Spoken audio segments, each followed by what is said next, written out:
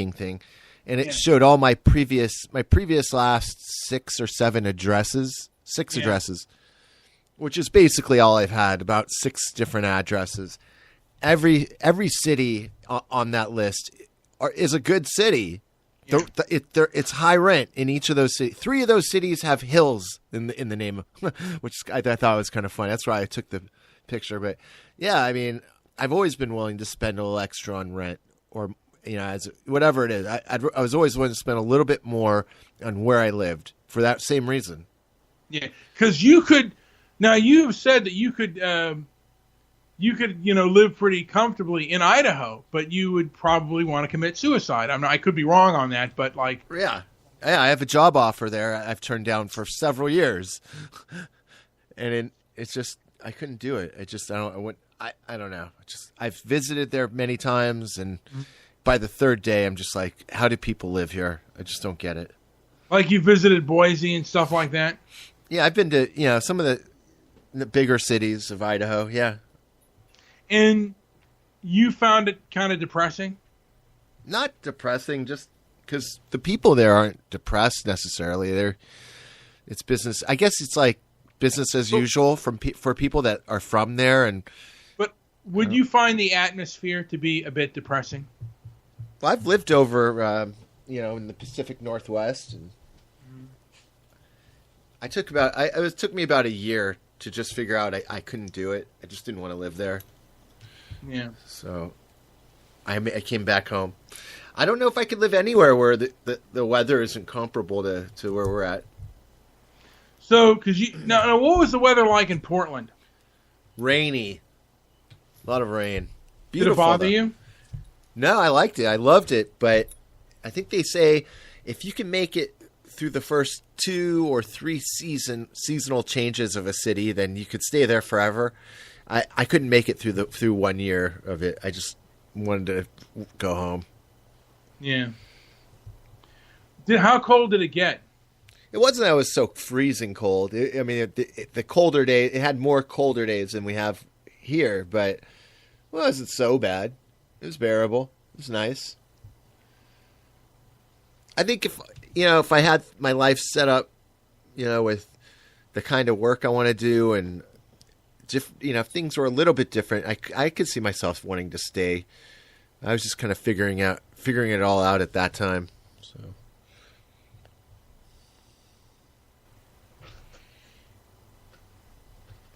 maybe a good place for retirement. Really? Yeah, I could see that. What's the city life like there? In Portland? Yeah. Pretty relaxed. It's a nicer city than what we have in LA, but it's a nice city. You can walk through. A lot of people walk or ride their bikes. A lot of parks, and there's like an area where there's a lot of bars, and you got your hippies and your dippies and whatever. You got a lot of different kinds of people walking around. Now, did you ever run into Antifa there? Yeah, I did. At least I didn't know they were Antifa at the time. This was a while ago now. Yeah. But yeah, militant militant groups that were kind of like liberal looking, at least, and sounding. Mm-hmm. Oh yeah. Yeah. And they were always against like the trade agreements and the anytime big, like when they had big business there and stuff, they would violently protest. Yeah, up there it's like, logging is a huge debate. So I knew several people on both sides of that, like, the people who were like for preserving as many plants and trees as they could, and then you had the loggers and families that come, with loggers, and just interesting differences like that. I found, were pretty cool to observe. Now I've heard that some of your friend, like I remember hearing that you said that sometimes the debates almost got physical. Oh, for sure. Oh yeah. Yeah, because I had a roommate who was in law school for environmental law at the time, and he was for protecting. And then I had a work buddy, and he was a pure logger, just an uneducated. His whole family were loggers, and so they met a few times, and it was funny. It was just opposite ends of the spectrum, all in the same room. Total opposite theories of life. Now, who would have won the physical confrontation, the logger or the lawyer? Dude, nobody could have kicked that logger's ass. Nobody. That guy was so strong. But this lawyer was ready to go to physical confrontation. Well, I think he wanted to keep it, intellectual, and the logger was like, "This guy's a fucking pussy." So he was. So the logger was more. The logger was the one who broke civility and wanted to physically. I wouldn't say that. No, I wasn't that. It was just too much talking in those cases is not always good, I think.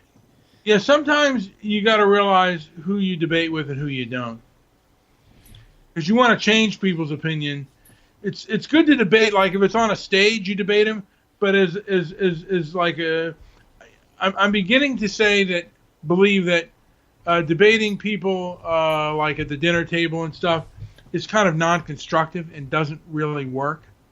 You may say a few things, but too much of it, if it gets too hostile, then it's maybe not a good idea. Right. Because I believe in free speech, but there are a lot of people out there that don't believe in free speech and will take offense at what you say, and they could do you physical harm. Yeah. And that's a sad thing in America today. A lot of people feel they have the right to physically attack people they disagree with because they believe it's in the guise of anti-hate. It's kind of a sad thing. It's kind of a sad thing in this that's gone in this country, and I think in a large portion of the world. I'll talk about my other project a little bit later. But now we got into the physical side, like keeping your health, and you and I are both enthusiastically supportive, or at least I am. I think you're in that area too, about vitamin B12 shots. Yes.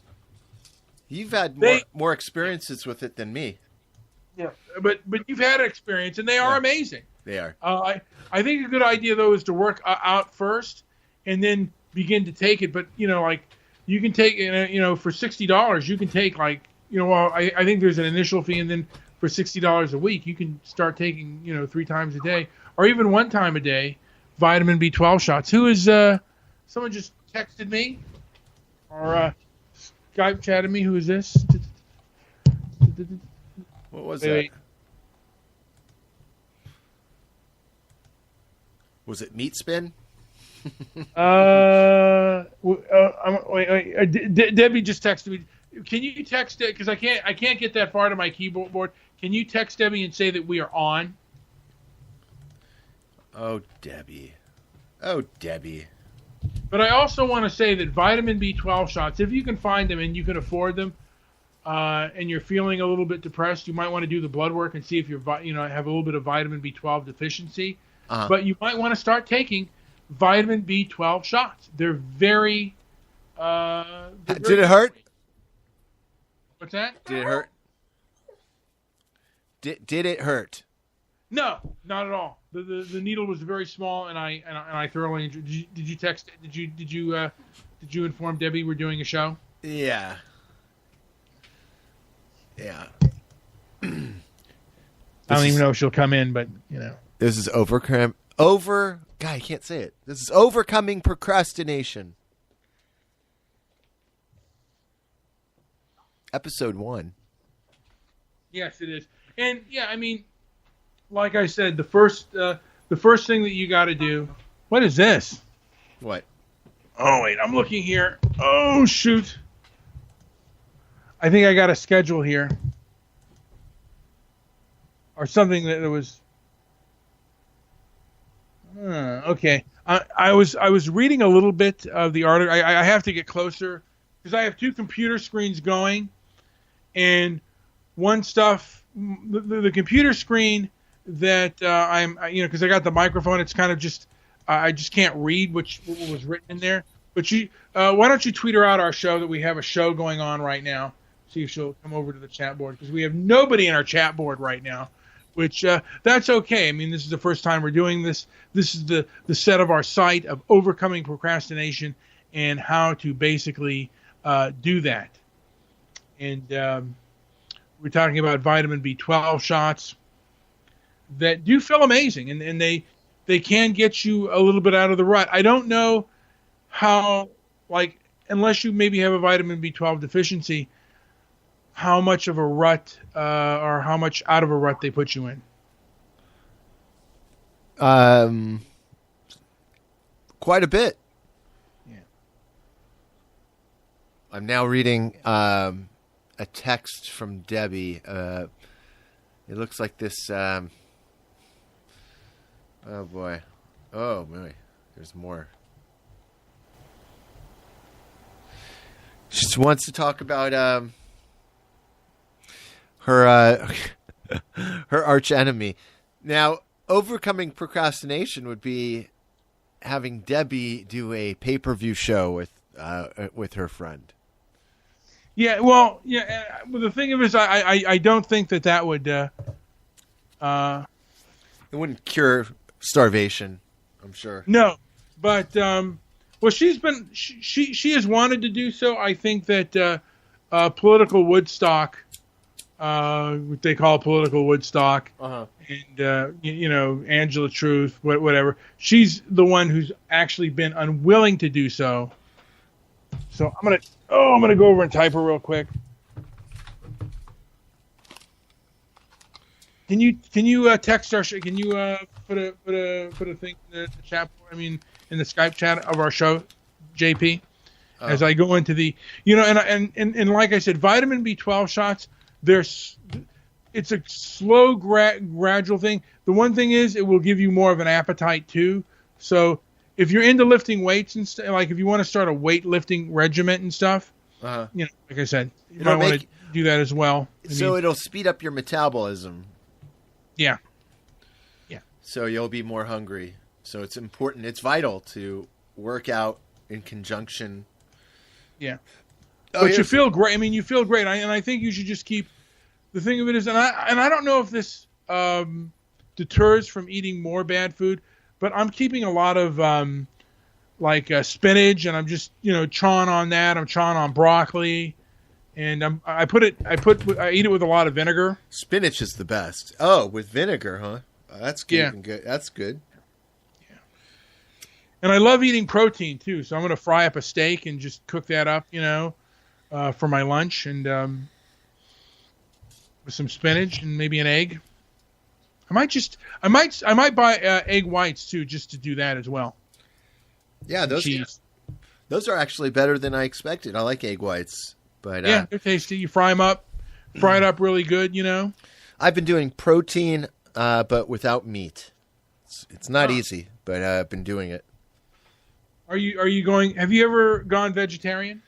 I've been now vegetarian, not militantly, because I do enjoy a burger. I do have chicken occasionally, but I for the most part, meat is out of my regular diet. 3 meals a day, and no meat at all.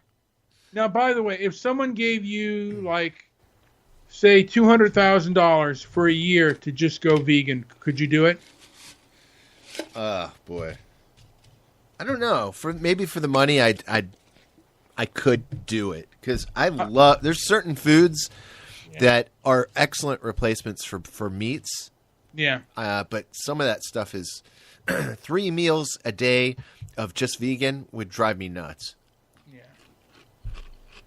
Because I love, and I still, I'm still gonna have a cheeseburger now and then. I mean, I love fucking cheeseburgers.